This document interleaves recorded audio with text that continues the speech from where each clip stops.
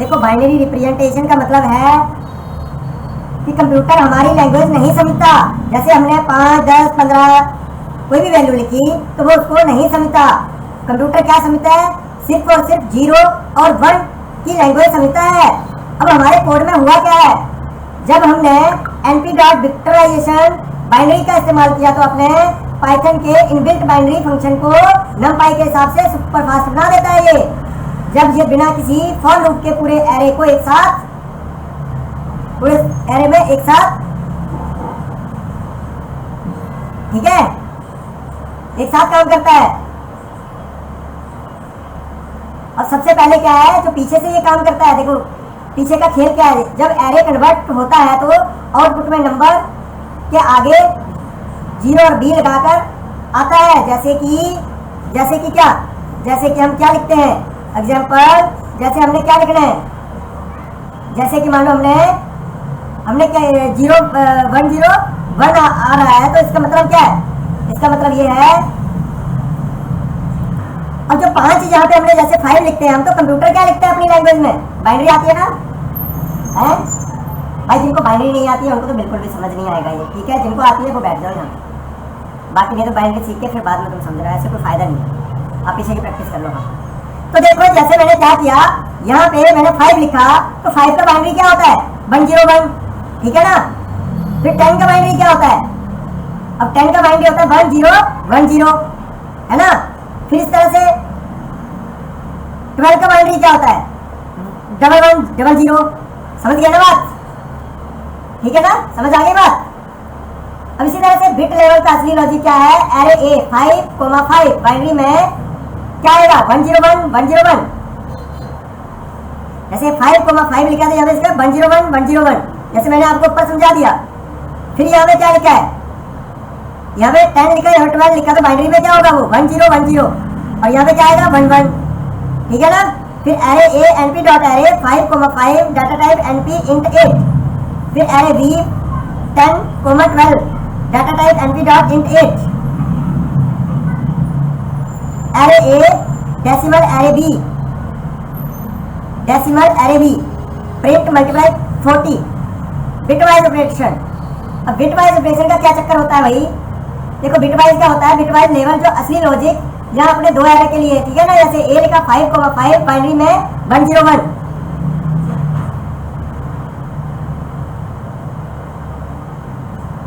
ठीक है ना, और 12 का मतलब 1 0 0, ठीक है। फिर बिटवाइज और operation,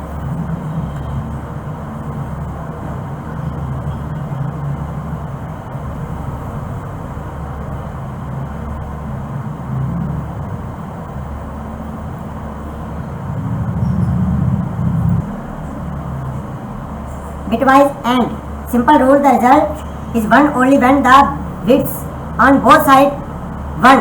If even single bit is 0, the output instantly drop to 0. 1 0 1 decimal 5, 1 0 1 0 decimal 10.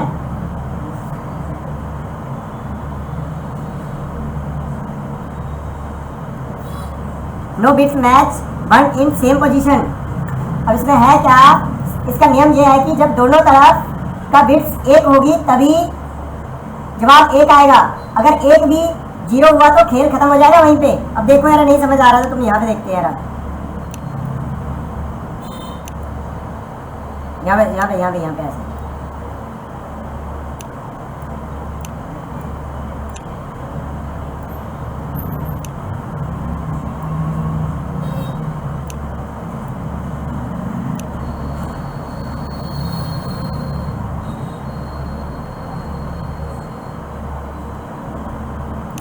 अब जैसे क्या लिखा, यहाँ पे आपने 1 लिखा, यहाँ पे लिख दिया 0 और यहाँ पे 1 लिखा, तो इसका मतलब क्या है, इसका मतलब 5 है ना। और यहाँ पे क्या लिखा 1 1 1। अब देखो यहाँ पे 1 लिखा, यहाँ पे 1 है तो यहाँ पे 1 आ जाएगा। यहाँ पे 0 है, यहाँ पे 1 है तो यहाँ पे 0 आएगा। यहाँ पे 1 है, यहाँ पे 1 है तो यहाँ पे 1 आएगा। इस तरह से ये इसका चलता है, ठीक है ना। समझ गए बात या नहीं समझे?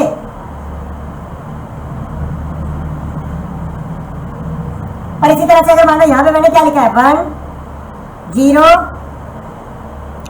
1 1 0 1 0 1 0 1 0,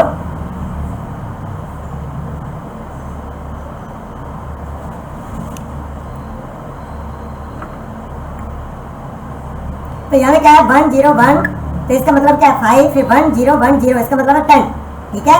लेकिन अगर इसका क्या करना है हमने एंड के मेथड से क्यों आया 0 0 0, अब इसका है देखो 0 और 1 है तो यहाँ पे क्या आएगा 0 1 और 0, तो यहाँ पे क्या आएगा 0, यहाँ 0 और 1 है तो क्या आएगा 0, यहाँ पे 1 और 0 तो क्या आएगा 0, तो आंसर क्या आएगा यहाँ पे 0, समझ गए बात। और इसी तरह से यहाँ पे क्या है 1 0 1, मतलब ये भी 5 है, यहाँ पे यही रहने देते हैं और यहाँ पे लिख दिया 1 0 0, यहाँ पे लिखो 1 1 0 0, तो इसका मतलब क्या है यहाँ पे, इसका मतलब हो गया 12, ठीक है। तो यहाँ पे क्या है 0 और 1 है तो यहाँ पे तो 0 ही आएगा, कोई डाउट। पर यहाँ पे 1 है, यहाँ पे 1 है तो यहाँ पे क्या आएगा 1 आएगा, ठीक है ना। यहाँ पे 0 और यहाँ पे 0 तो यहाँ पे क्या आएगा 0 ही आएगा, यहाँ पे 1 है यहाँ पे 0 तो 0 ही आएगा। तो इसका आंसर क्या आएगा, इसका आंसर आएगा यहाँ पे क्या लिखा है इन्होंने 4 आएगा, ठीक है। समझ गए ना, समझ आ गया बाइनरी वालों, जिनको बाइनरी समझ आता है, ठीक है। या कोई डाउट है, क्योंकि ओनली सेकंड पोजीशन पे क्या था 1 1 था दोनों साइड, इसलिए 1 आया 1 0 0, आंसर आया 1 0 0, जवाब आया क्या 4।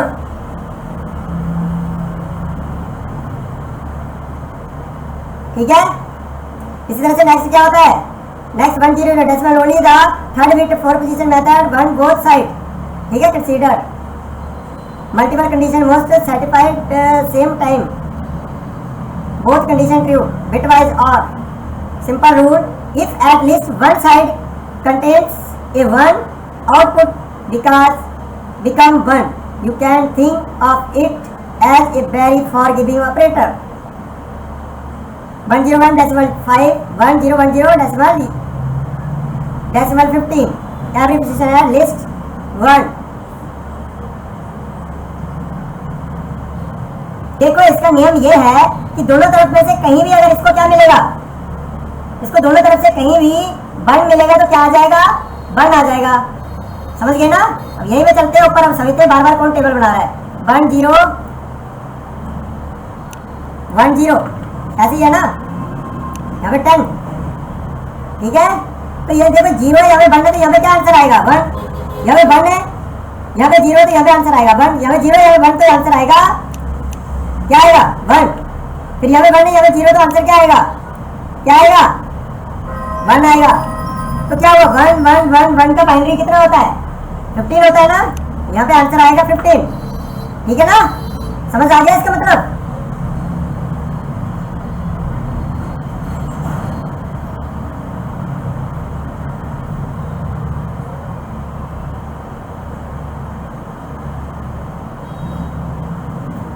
सेकंड पार्ट 2 है 5 और 12, इसी तरह से वो भी निकल जाएगा, कोई डाउट तो नहीं है, ठीक है।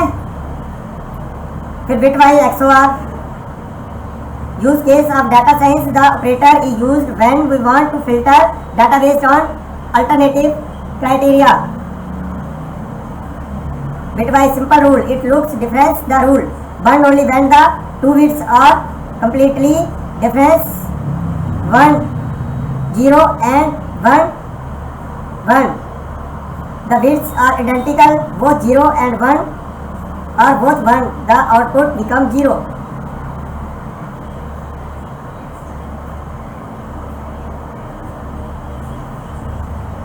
इसमें क्या होता है, अगर दोनों बिट्स अलग अलग हैं, एक 0 और एक 1, तभी जवाब 1 आएगा। अगर दोनों सेम है 0 और 0 या 1 और 1, तो क्या होता है, अगर 1 और 1 होगा तो भी 0 आएगा। कहने का मतलब इसका ये है कि यहाँ पे 0 और 1 होगा तो 1 आएगा, लेकिन अगर मान लो यहाँ पे 1 और यहाँ पे भी 1 हुआ तो यहाँ पे क्या आ जाएगा आंसर 0 आ जाएगा, ध्यान रखना। और अगर मान लो यहाँ पे 0 और यहाँ पे 0 हुआ तो भी क्या आएगा 0 आएगा, ठीक है ना। समझ आ गया ना सारे। तो ये देखो अब यहाँ पे ये प्रोग्राम है, ठीक है ना, ये आंसर आ गए इनके। ठीक है, कोई डाउट तो नहीं? डाउट है तो बता दो, ठीक है ना। Rule answer is one only when the width both side are different, ठीक है ना। 1 0 and 1 1 bitwise XOR, bitwise operation rule, if even one of the side of bits 1 true, the answer become 1. देखो एंड के अंदर तो दोनों side सही होंगे तभी आंसर आएगा, मतलब दोनों साइड 1 होंगे तो 1 आएगा, ठीक है ना। तो समझ आ गया प्रोग्राम? डाउट है तो बता दो, ठीक है ना। अच्छी बात है, समझ आ गया तो चलो ठीक है। Topic 1 2 3 4 code database array creation shapes reshaping. तो स्टार्टिंग में हमने क्या किया, कोड डेटाबेस से रिशेपिंग। टॉपिक 1 2 3 4 5 6 शुरुआत में सिस्टम का बेसिक डाटा तैयार किया गया हमने, ठीक है। तो ये क्या है, स्टार्टिंग में हमने क्या किया, रो का डाटाबेस तैयार किया गया है, समझ गए बात। और रो मैट्रिक्स यहाँ एक 2D एरे 4x3 बनाया गया है, ठीक है ना, 4x3, समझ गए बात।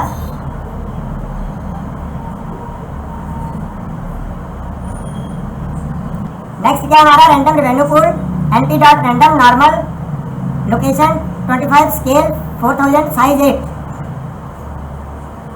रैंडम पूल में क्या किया, np dot random dot normal का यूज किया है हमने इसमें स्टैटिकल तरीके से नॉर्मल डिस्ट्रीब्यूशन के आधार पर, ठीक है। मार्केट की 8 रैंडम सेल्स वैल्यू जनरेट की गई है।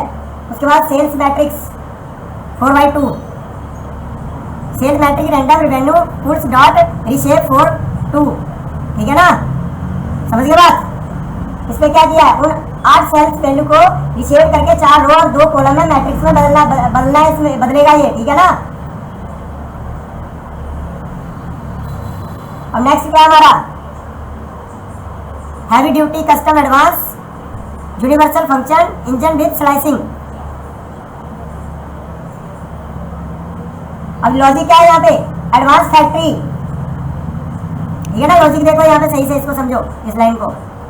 तो यहाँ पे क्या कहा है हमने, logic advance factory function check करता है कि अगर कपड़े की बेस कॉस्ट 10 लाख से कम है तो उसे 40% प्रोसेसिंग चार्ज लगेगा, अगर 10 लाख से ज्यादा है तो 60% चार्ज लगेगा, और उसमें एक्सेसरीज और ट्रांसपोर्ट का खर्च जोड़ा जाएगा। अब देखो यहाँ पे सबसे बड़ी बात यह है कि यहाँ पे हमने क्या किया है, बिना लूप का यूज किया है। यहाँ पे बिना लूप के np डॉट फॉर्म फंक्शन की मदद से नॉर्मल फंक्शन की यूनिवर्सल फंक्शन बदल दिया गया है। इसके बाद स्लाइसिंग का यूज करके तीनों खर्चों को ब्रैकेट्स के अलग अलग किए सीधे फंक्शन के पास कर npy बैकएंड में बिना कोई लूप चलाए पलक झपकते ही क्या होगा, चारों बैचेस की फाइनल फैक्ट्री कॉस्ट कैलकुलेशन कर दी जाएगी, ठीक है।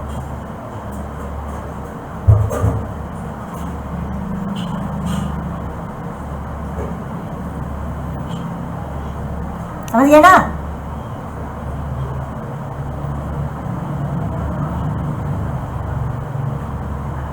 नेक्स्ट क्या है हमारा,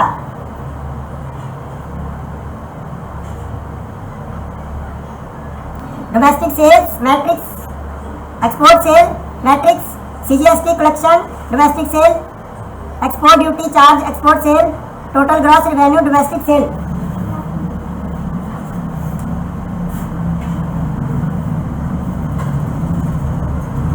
और CGST SGST क्या है, खाली इंडिया की है ना। एक्सपोर्ट ड्यूटी का है, दूसरे देशों से चलती है। उसके बाद क्या हमारा, बाइनरी आ गया, बाइनरी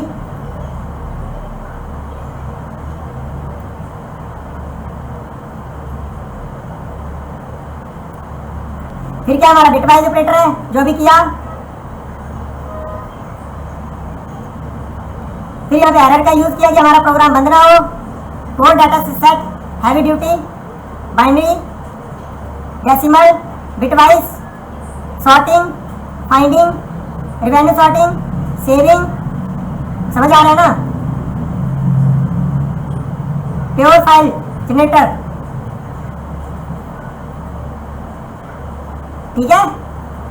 अब यहां से मैंने क्या किया, रन कर दिया और मैंने कहा मुझे क्या देखना है, प्लीज एंटर योर चॉइस। तो फर्स्ट चॉइस में क्या है, डिमेंशंस शेप टाइप और डाटा सेट्स। तो यहाँ पे फर्स्ट में क्लिक कर दिया तो फर्स्ट चॉइस आ गई आपकी सारी, ठीक है ना। फिर नेक्स्ट क्या है हमारा सेकंड चॉइस क्या है, run custom advance universal function. जो यूनिवर्सल फंक्शन का यूज किया था हमने, ठीक है, एंटर करते ही आ जाएगी, ठीक है। बेस कॉस्ट एरे, एक्सरीज एरे, ट्रांसपोर्ट एरे, ठीक।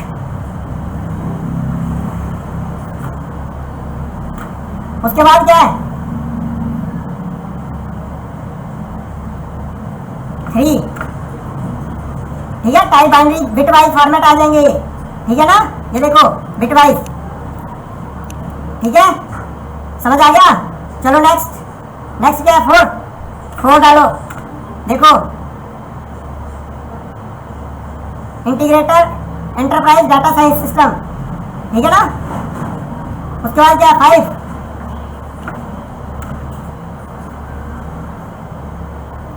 फोर में क्या है रेवेन्यू स्लाइसिंग रिपोर्ट था, और 5 में क्या है compliance audit search bitwise masking np dot where indexes.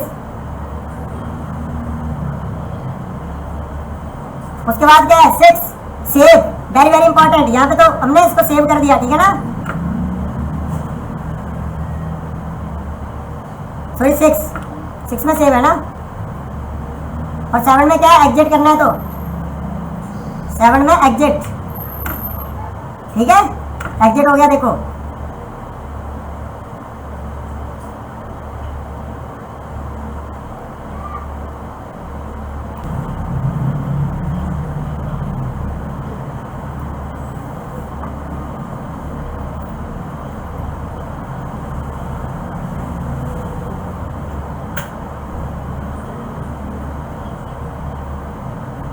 Line wine क्यों खींच रहे हो, सीधा सीधा लिख लो ना, बस जो कलर किया हुआ ये वाला नोट कर लो।